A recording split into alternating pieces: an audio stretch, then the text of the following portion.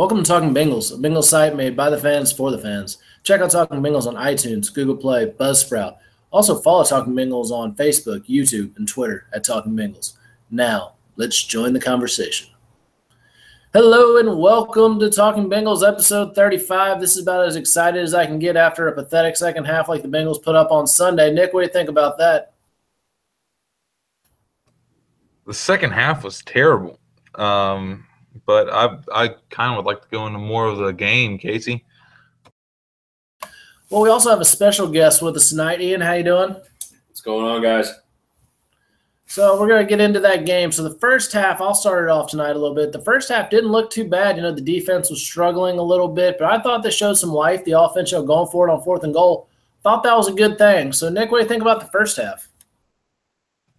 The first half, the Bengals were putting things together on offense. Showed a little bit of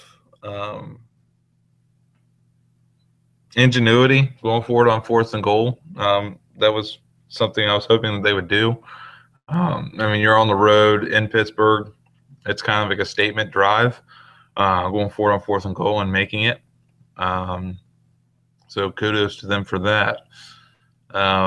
But most of what I would like to talk about is Dre Kirkpatrick guarding Antonio Brown. Kirkpatrick should never be one-on-one with him. Kirkpatrick, there's no defense. Ben Roethlisberger was throwing it straight to Antonio Brown the entire night and having no problems doing so. Casey or Ian, sorry. So I don't really see any bright spots right now in the Bengals offense other than Tyler Kroft. Well, Joe Mixon's okay right now, but we haven't seen what he's done. So Bill Lazor commented on Joe Mixon not getting any carries in the second half, and his comments were we only had the ball 51 times and nobody gets the ball. Nobody gets any touches with 51 carries. He said 3 and outs really don't allow you to do anything, and that was on the Steelers. So basically, he's just putting on the Steelers beat him and beat them. Yeah, kind of agree with you a little bit there. I don't like Bill Lazor's comment on that because if you put Joe Mixon in there, he was having success in the first half. Why not continue to give him the ball? This whole running back rotation is garbage. It needs to stop. Jeremy Hill should not even be suiting up, in my opinion. There's no reason to put him on the field. And Gio, with his history against the Steelers, why put him out there? He has never played well against the Steelers. 14 weeks out of the season, outstanding. So you have 14 weeks out of the season, outstanding. And then those 2 games against the Steelers, he's pathetic. So why are you even putting Gio on the field for this game? Why do you ever put Jeremy Hill on the field? I don't understand. And Joe Mixon, he's the only running back you have on the team that should be getting the ball consistently and keep feeding him. Tyler Kroft has had a good season. And as far as Kirkpatrick, I think he's about to drop to 2nd or 3rd on the depth chart. I think William Jackson III looked awesome. Oh, I completely agree with William Jackson III. He was. There was no argument that he was playing well. Tyler Kroft, obviously, Ian, you brought up a great point with him. Tyler Kroft he's really stepped into a role.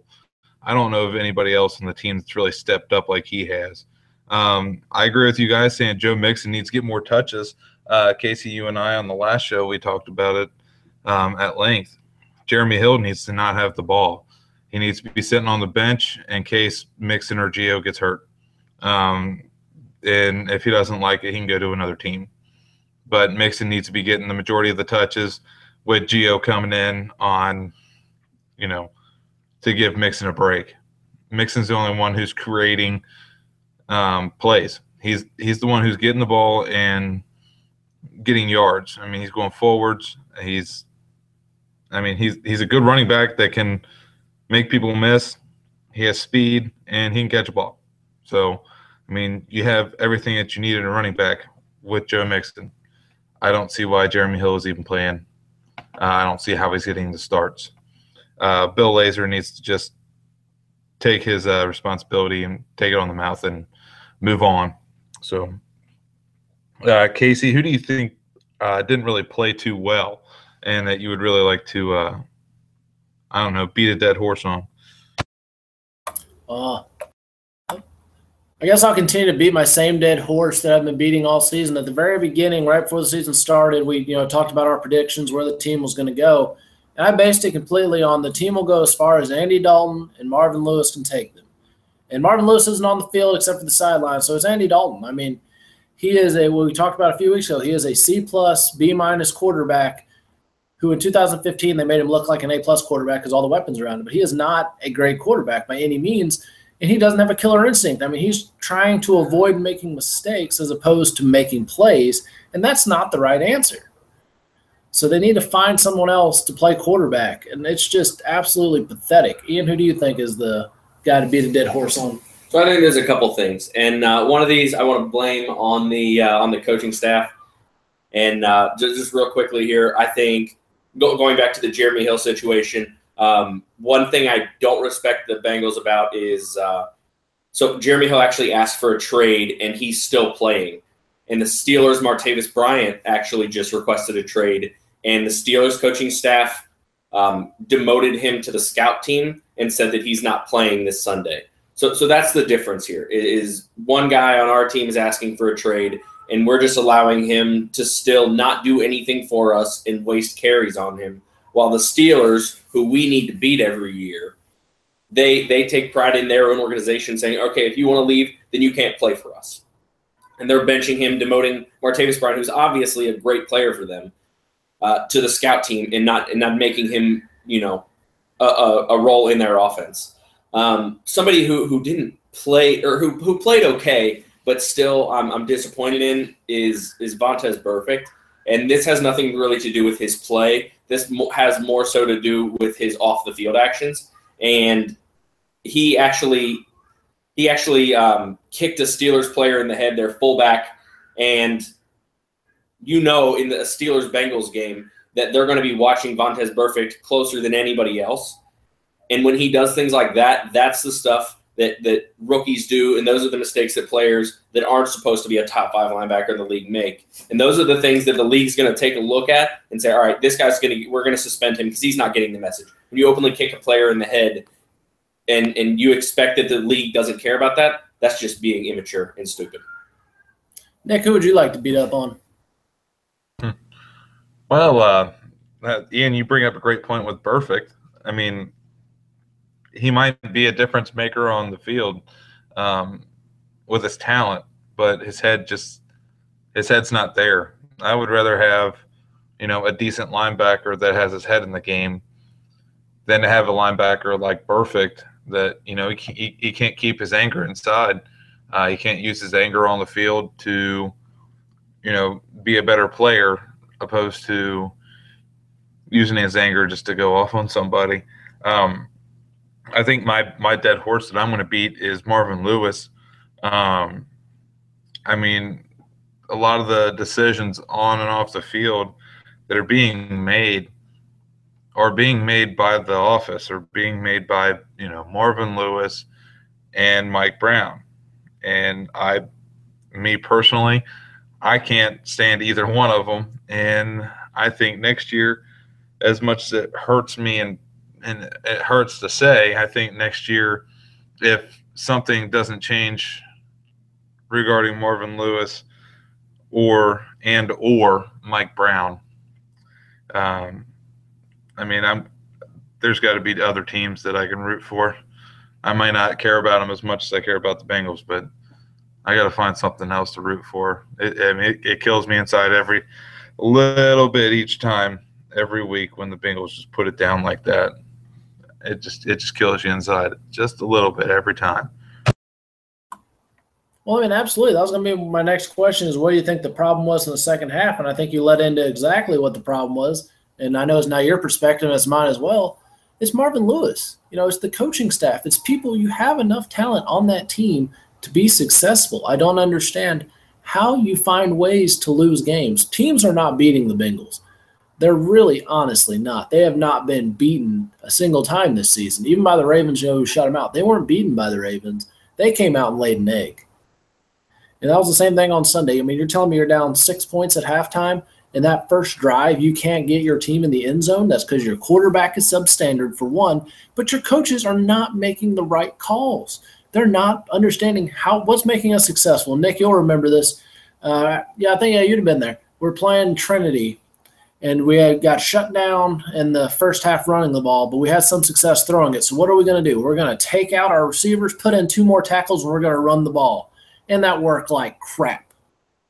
And that's what the Bengals went, okay, so Mixon had some success. We're going to stop giving the ball to Mixon, give the ball to Jeremy Hill a few times, and then we're going to continue to throw with this horrible offensive line that cannot give us enough protection to let Dalton throw the ball down the field.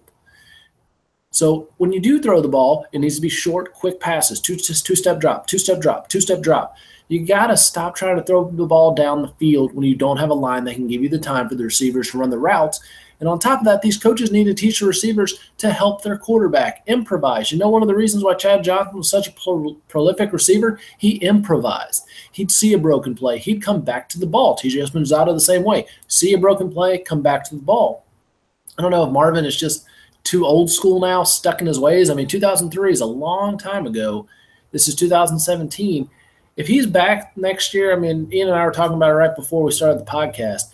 You know, he had read something, what would it take to get for you to want Marvin to be the head coach in 2018? A Super Bowl win. That's about the only way I could see Marvin coming back that I could, accept it, is a Super Bowl win. If he does not win the Super Bowl, there is absolutely no way he should be the coach of the Bengals next season.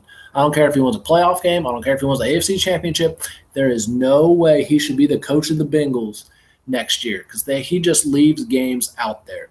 More than any coach I've seen have so much talent, and you just find a way to lose. I don't know if you say find a way to lose. Find a way to not win because you're supposed to play to win the game, not play to not lose the game. So he frustrates me. I know you can elaborate on that, Nick. Yeah, I mean, you have a team that has enough talent. I mean, God's sakes. I mean, the Bengals, they have enough talent. They have young players, yes. They have a whole lot of young guys. They have a lot of talent. I mean, there's a lot of people on the team that can, they can contribute to the team. You have,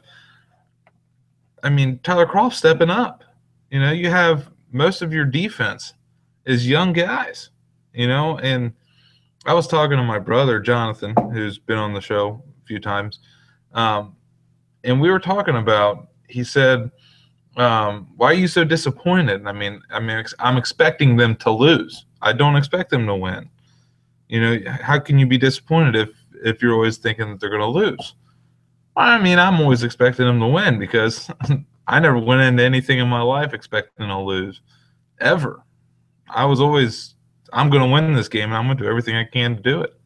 And anything else in life, I'm going in to win. I'm not going to just go half-butt do something. I'm not just going to go halfway do something. I'm going to go full on, 100%, full tilt. No doubt. I'm going for it. That's just the way I do things. If I'm going to do it, I'm going to do it. I don't understand that. But back to what I was saying with Jonathan, I was saying, the defense. Dre Kirkpatrick cannot cover Antonio Brown. That has been discovered in multiple different games that the Bengals have played. Kirkpatrick cannot cover Brown. Okay. So the Bengals have enough weapons on defense to play a proper whatever zone coverage or a man cover two, I don't know, something to give some relief over top with Brown when he burns that cornerback, because inevitably it's going to happen. We're human, we make mistakes. I don't expect these NFL players to be perfect, and they're going to make a mistake and they're going to get burnt. Every once in a while, it happens. So have that insurance, coverage over top. And I don't know, Marvin Lewis, like you said, Casey. I'm gonna be honest with you. I don't even know if I would even vote for him to stay as the coach, even if they did win the freaking Super Bowl. I've just been let down too many times by the teams that he coaches that have so much talent. But like you said, it's not necessarily that they find a way to lose. They just find a way to not win. Ian, you got something? Yeah, I have a couple things on it. I think that Marvin Lewis in general, the reason that he's not very good is that he has no control over his players, and they have no incentive to win or perform well. Because if they don't perform well, he's still going to stick up for him, and he's still just going to say, oh, well, we just have to be better. Very apparent, very generic. We just have to be better. And that's not telling anybody anything. So Andy Dalton can walk in there and throw 5 interceptions and make bad throws and make bad reads. And it's not really going to make any difference. He's going to be able to do whatever he wants, and Marvin Lewis is still going to say, well, he's still our quarterback. Regarding what he does with all the rest of the team, it's pretty much the same way. Adam Jones can get burnt 1,000 times, and Drake Kirkpatrick can get burnt 1,000 times, and they're still going to have their jobs. Why William Jackson III isn't a starting cornerback is beyond me. Denard is a sure tackler, and William Jackson III has shown to pretty much be able to cover whoever he wants to cover. Drake Kirkpatrick in himself is the epitome of what the Bengals are this year. The Bengals can beat bad teams, but they're going to lose to good teams. And that's Drake Kirkpatrick. Drake Kirkpatrick can cover bad receivers, but he cannot cover good receivers. And why they continue to try to put him one-on-one with some of the best receivers is beyond me. It's very apparent in any sort of tape that he cannot cover great receivers. So why they keep trying to do so is stupid. And the coaching staff needs to realize these downfalls that we have in our team. And it's not to say that we have these downfalls and other teams don't, because other teams have all these downfalls. That's the coaching's job to scheme around these things. And so when you take, unanimously the best coach in the league right now is Bill Belichick. And what does Bill Belichick do against teams who have great receivers? He eliminates those receivers. If that means double teaming A.J. Green every single play, then that's what he's going to do. But he's going to make you beat them with your number 2, your number 3, and your number 4 receivers. He's going to eliminate your best player every time. So when we face guys like Antonio Brown, why we're not double teaming him and putting so much coverage to his side of the field and making them beat us with guys like Martavis Bryant and their other receivers is beyond me, because they have Antonio Brown, who is obviously one of the best. Then they have Martavis Bryant, who's a talented guy. And then after that, really nobody worth mentioning. So why we're not making them beat us with the nobody worth mentioning guys is ridiculous, because obviously New England has had a great track record with taking down offenses, and they've never really had a prolific defense that's been amazing. So they just take away your best player and make you beat them with your second and third and fourth best players. And right now, that's why we're not going to beat them, is they're going to take A.J. Green away, and we don't know how to play without A.J. Green. So we should have taken away Antonio Brown and then made them beat us with all their other players. And that's on the coaching staff. That's nothing but scheme. That has nothing to do with our players having a lack of talent or a lack of ability. That has everything to do with scheme. You don't take a guy like Antonio Brown and single cover him the entire game and expect to win that battle, because you won't. And I don't care who you put on him. I don't care if you put the best cornerback in the league in their prime on him. They're not going to. It's not going to happen.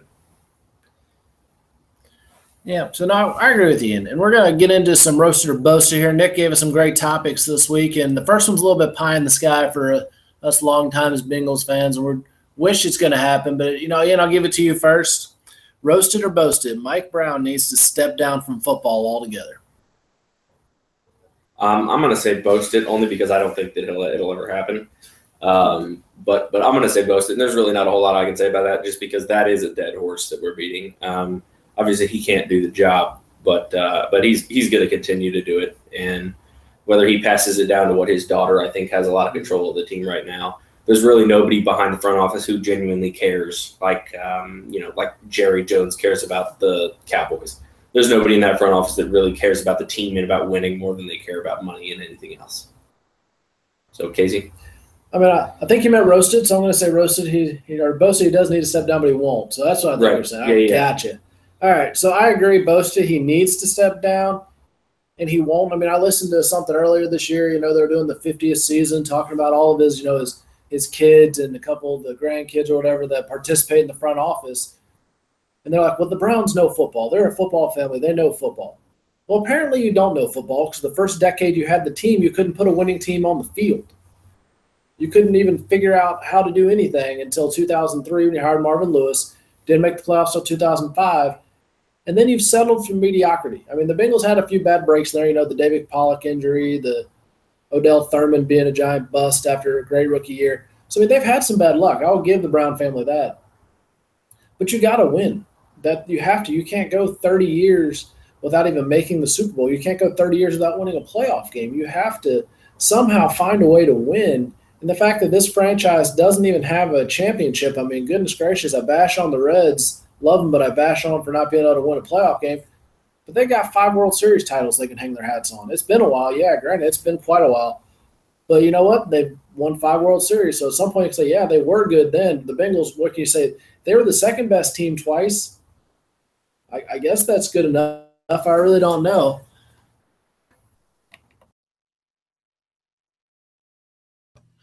I completely agree that I boast that all day long. Obviously, I came up with the topic. I do think Mike Brown needs to step down from football altogether. He's not Paul Brown. I mean, obviously, Paul Brown knew what he was doing coaching a football team. And Paul Brown was a leader, obviously. Mike Brown's not. And I don't know. My wife keeps on saying it time and time again. Nothing's going to change until their pocketbooks start hurting. So we continue to see what we're seeing. The only way we're going to get it to change is if the Brown family doesn't see any green. So I don't know. For the past few years, I haven't bought anything Bengals related.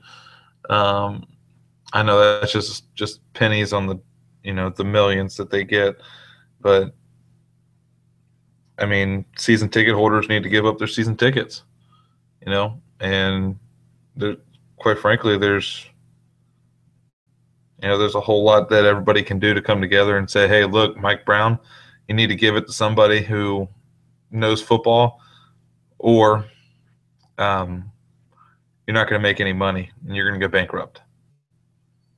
So that's about the only way I can see it happening for him stepping down, or he dies, and God forbid that'd be the way that he steps down. But even then, he's going to pass it on to his daughter, who knows absolutely nothing, and she is worse than he is. So, I mean, we're all hating on the Brown family, so we're going to continue our hate roll here in the Roasted or Boasted, and we're going to go into the next topic. Is this Marvin Lewis's last season? Roasted or Boasted? Nick, we'll give it to you first. I say boasted, obviously. Marvin Lewis, we're not going to win the Super Bowl this year. I don't even think we're going to make the playoffs, going based off of how the Bengals have been playing. I mean, I know, it's still early in the year, 2-4, blah, blah, blah. But I'd be surprised if the Bengals, win. We'll be generous and say 6 games total this entire season.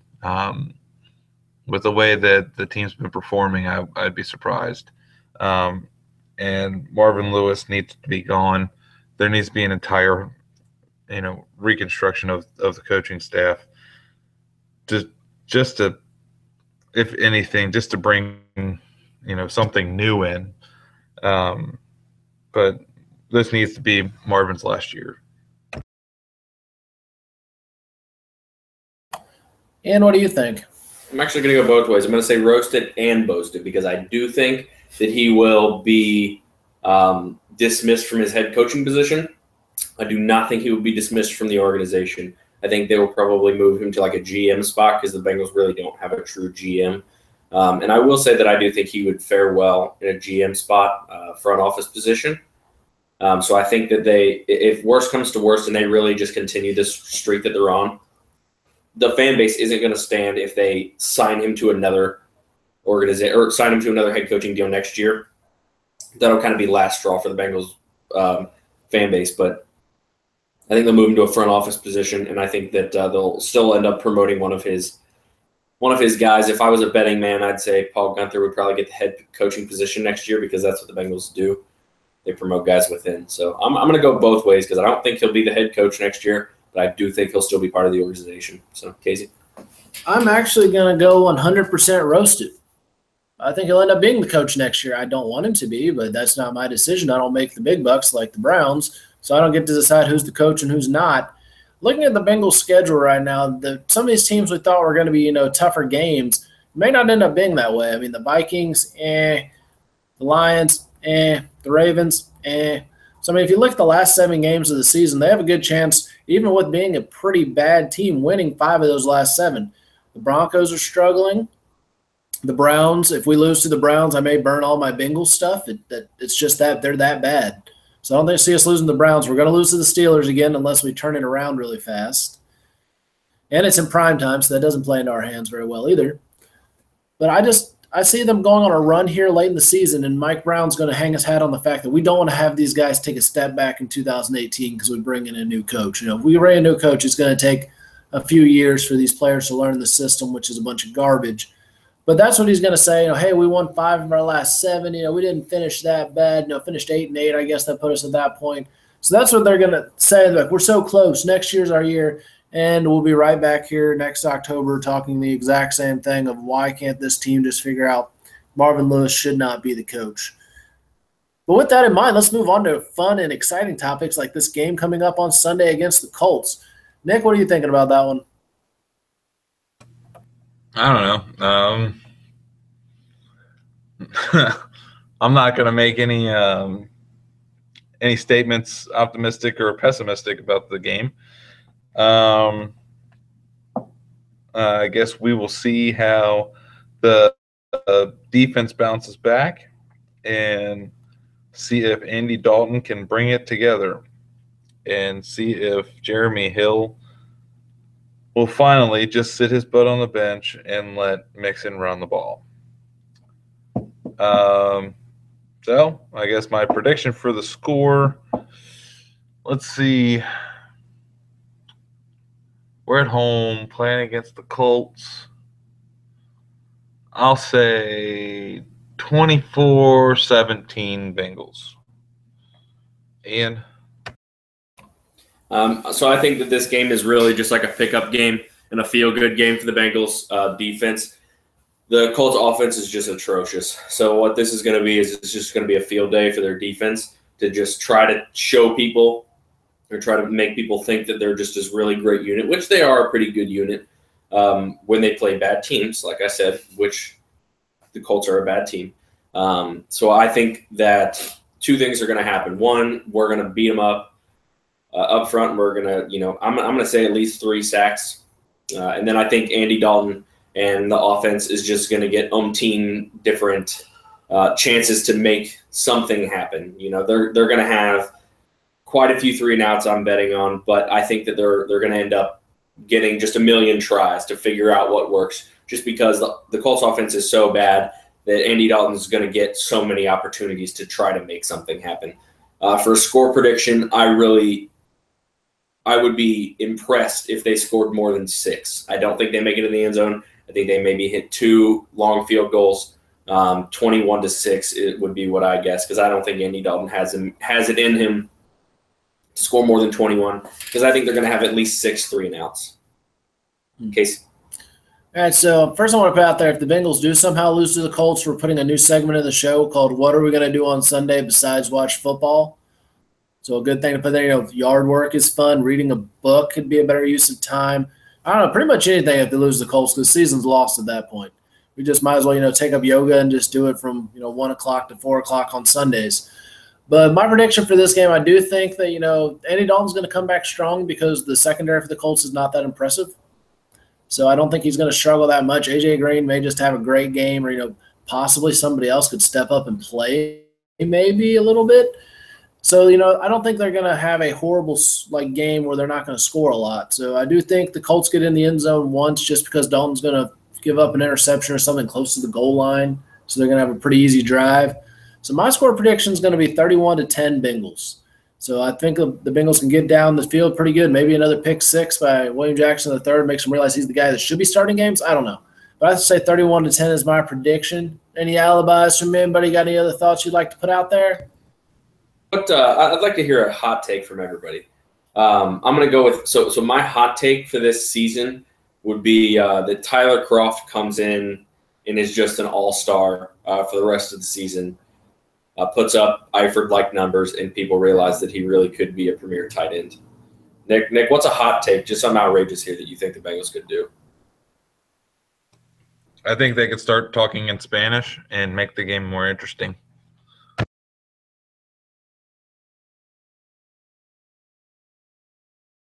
I love your realisticness right there, Nick. That's fantastic. Do you have anything that's more logical than Spanish? I was playing, obviously. But, yeah, I think the hot take this year is I guess you're going on, actual, good players. I don't know. Mixon has a breakout performance this upcoming game, and shows Marvin Lewis once and for all that Jeremy Hill needs to sit his butt on the bench and let Mixon do the big boy job.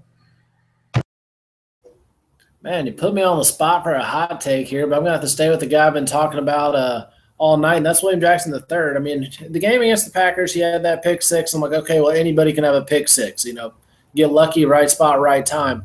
But he is outplaying the veteran corners. He is making them look bad.